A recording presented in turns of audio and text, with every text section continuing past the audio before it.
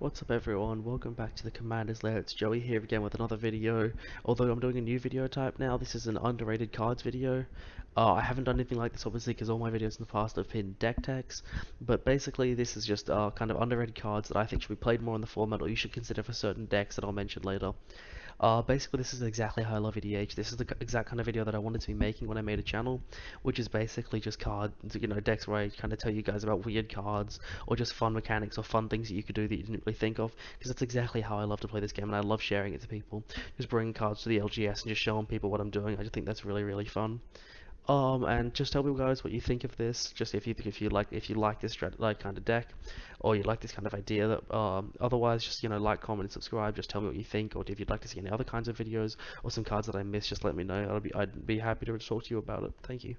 So I figured, what better a way to start off this new series than with one of my favorite cards of all time that I definitely think is underrated. It's currently only in 441 decks on EDH Rec at the time of recording. I think this card's great. I bring it to my LGS and I pass it around to all the people there, and I show it whenever I play it, like, hey, look at this, this is awesome. My friends like literally know me just for this card. I think it's really, really cool. It's one in a black for a sorcery called Cannibalized. Choose target creatures controlled by the same player, exile one of those and put 2/1 counters on the other. So obviously the issues with this is that it's sorcery speed, and you put 2/1 counters on a creature and the opponent controls, and also obviously that they have to control two creatures. But in my meta, sorcery speed doesn't matter that much because it's just not the most high powered meta, and I think that should be fine for a lot of you guys if you're watching my videos that are more casual. And again, obviously, opponent controlling two creatures, and when in a kind of a format where people play 20 plus creatures, it's not unlikely that even in a non-creature deck they're gonna have 20 plus creatures in their deck, and oftentimes even have like like 5, 6 on the battlefield just incidentally, even if they're not playing a creature-heavy deck. And there's always gonna be a target for this, like a good target. So obviously, 2 mana exile is incredible. In black, that's really useful as well because you don't really see much exile, or good exile at least.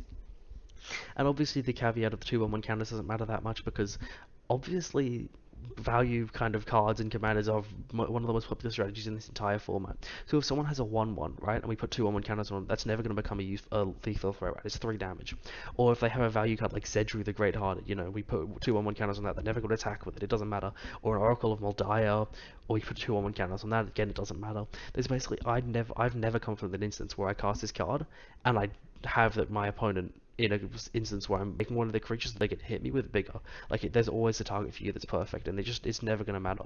Just 2 mana exile is basically what this card is. It's really, really useful, and I really recommend people try it. Now, the second card on this list is a bit surprising for me because I have mentioned multiple times before that I don't like counter spells, but I think in the right deck they're fun to play. Every once in a while, maybe 1 or 2 in a deck can be fine. So this is Abjure. It's a blue mana for an additional cost to cast a spell, sack a blue permanent, and then counter target spell. So that's any permanent, including lands. Obviously, lands don't have colors, but I guess technically, if you're doing something there, you could. Obviously, you can sack an enchantment, or just anything with a dice trigger could be useful, or something like that. If you had a flicker creature that's left on the battlefield that you don't really have a way to flicker it, you don't care that much about it, you can just get rid of it and just use it to counter a spell. Obviously, in a pinch, you can sacrifice something important like your commander, or just a card that you do need. If it really, really matters, you can stop someone from winning the game. Obviously, you'll sacrifice any creature on your board to stop that from happening, right? Otherwise, I think this is especially good as token decks. So decks like Tower and Sky Summoner, this is amazing because he creates a 2/2 on cast. So basically, you cast this spell, you create a 2/2, and you can sack it to the Abjure. So you can basically, as you cast it, literally just turns into a 1 mana counter spell on that deck, which is just insane. There's literally no extra thing tacked onto it because of the commander. Otherwise, just any kind of token deck that has blue in it, I think this is amazing. That's where I really think it's going to shine. In other decks, it might be alright, but especially in those mono or kind of blue token decks, it's just going to be incredible and do so much work. The next card on this list is going to be a land. It's called Rhystic Cave. I think this card's amazing, honestly. So basically, you tap and choose a color, add 1 mana of any color unless any player pays 1. Basically, this is just great because obviously it's just a land that can tap for 1 mana of any color, and obviously our opponent could pay 1. So if we're playing against a big mana deck or a heavy stacks deck, that might be doing this. But at least in my meta, my friends never care, or the people I play with at my LGS, they never care. They never pay for that 1 because, like, why would you? It's 1 for 1. They're just adding a mana. You don't really care, right? Also, just again, like, it's kind of toxic. Like, At least with my meta. Obviously, if you play in a different meta, this might not be good. But I feel like if you're watching my videos, I do make like casual decks, so you might like this card. Basically, just I mean, I don't really feel like anyone's ever going to be paying mana to stop me from getting mana. No one's ever done that I've ever played with. I just think it's what it's actually going to be is just the second command tower in your deck. As long as you're playing in the right circle, so I just definitely think this is an include for a lot of 5, 4, 3, or even 2 color decks. It's just great. So coming up next is Reality Ripple. This is another card that I really love. It's an old card as well, and it's just really useful. And I just love the whole phasing mechanic. So it's 1 in a blue for an instant target artifact, creature, or land phases out. So basically, this is going to be useful in many ways because artifact, creature, or land means we can dodge all kind of effects. Just utilize it for all kinds of protection or value. If your artifact has an ETB or something, there's so many cases where this is just going to be more useful than you could ever think of. You just kind of have it in your hand, and you just see all kinds of just paths and routes that you can use to the card for. It honestly is just really useful. It's kind of one of those cards that just gets better and you wouldn't even think it would. And basically, where I really like it is my Slowgurk deck, because obviously he puts 1/1 counters on himself constantly, and basically when a creature phases out, it keeps its token when it comes back. So all those counters that it has on it are going to be on it when it comes back. So this is great if someone tries to kill it. You can use it as a protection piece, just phase your creature out so it doesn't get hit by the removal spell, but especially if someone board wipes, right?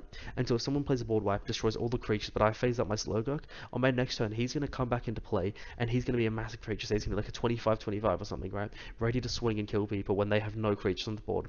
It's just amazing for that fact. Or you can blank an attacker. If someone's putting a Blight Seal Colossus at you, you can just pay 2 mana and just blank the attack. Basically, obviously it's not as good as a fog, but it's just a really great modal card that you're going to be able to find so many uses for in so many different kinds of decks. Next we have another land. It's Centaur Garden from Odyssey. Don't be surprised if you see the rest of this cycle on my videos in the future, because I just really love this whole cycle.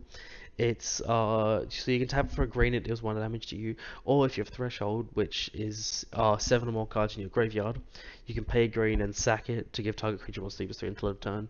So I play this in graveyard decks often because the Threshold's easier to meet, but honestly, obviously in Commander, that's, if you basically play 7 instants or sorceries, or have 7 creatures die, have 7 artifacts die, discard 7 cards, it's really easy to do, obviously. I'm sure you guys obviously look at your graveyard all the time, just have kind of 10, 20 cards in your graveyard, obviously because of graveyard synergies are useful in decks that aren't even graveyard decks. And obviously that tap to add green and you lose 1 life, that enters untapped as well, so basically there's no downside there, and losing the 1 life again, it is sort of slightly significant over the course of a game, but like oftentimes, honestly, it's not the end of the world. It's 1 damage. We all know how insignificant that is in Commander, obviously having 40 life, because this card was built to scale for 20 life formats, not 40 life, and obviously that 3+3/3 is honestly really useful. Again, another card I use in my Slowgurk deck. Being able to just tap and add for 3 extra power, use your land to add 3 power to a creature is just incredible. It just honestly can get you that extra damage that you might be able to need on just a body that's really useful, and I just think this land is just really useful modal. It can be used in a couple ways, lots of different decks, any kind of greenish Voltron deck, or you're attacking with big creatures, it can be really useful as well, and just the damage is insignificant. Speaking of cards used in graveyard decks, Pygmy Kavu is going to be the next card. I actually found this card because I was building a Kavu Tribal Zero Arian, who's an old Jund commander, being my favorite color combination. That's an old Jund commander from way back, a really long time ago. Basically I was doing a Kavu tribal deck. If you guys want to see that list, I guess I can make a video. I doubt it, but just in case, let me know in the comments. Basically, it's 3 in the green for a creature, 1/2. It's a Kavu, and when it ETBs, draw a card for each black creature your opponents control. This is just amazing again, honestly. Black is obviously one of the most popular cards in the format. If you guys watched Command Zone, I think they did an episode a long time ago that they analyzed the most popular colors. Black's definitely up there. It has a high win rate. It's just a really great color. Obviously, my favorite color again. Just a really useful card.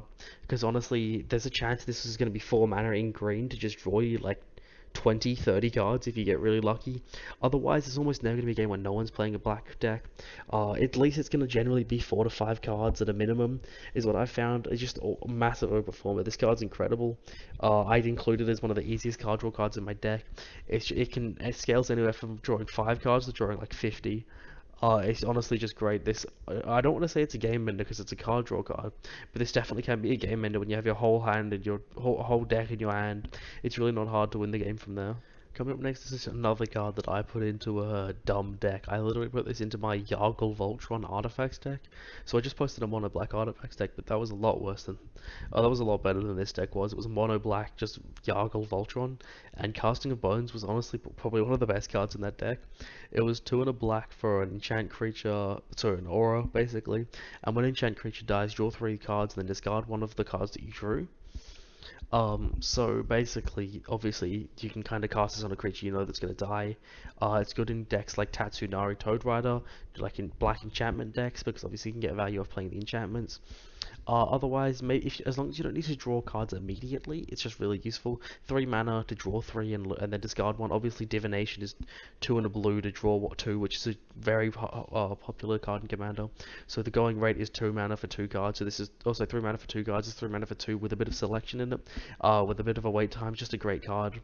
It works really well, obviously being probably even better than Divination, besides the fact that you have to wait. Just a really useful card, especially in black. Just some nice extra draw effect, and I found this card just really useful in the right decks. And next is the only card on this list that I haven't played. It's Ann-Zerrin Ruins. It's a bit mean, but it depends really on your strategy and how you kind of feel about these kind of cards. It's 2 red for an enchantment, and as ETBs you choose a creature type, and creatures of the chosen type don't untap during the controls untap steps.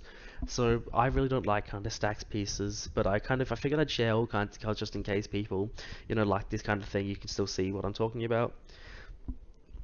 Obviously, this kind of seems on face as a kind of a counter-target tribal. So if you're in a format, or if you're in a playgroup where a lot of people play tribal decks, I know I definitely am. One player in my playgroup pretty much exclusively plays tribal. He has, elves and merfolk, and then one of my friends has a zombies deck.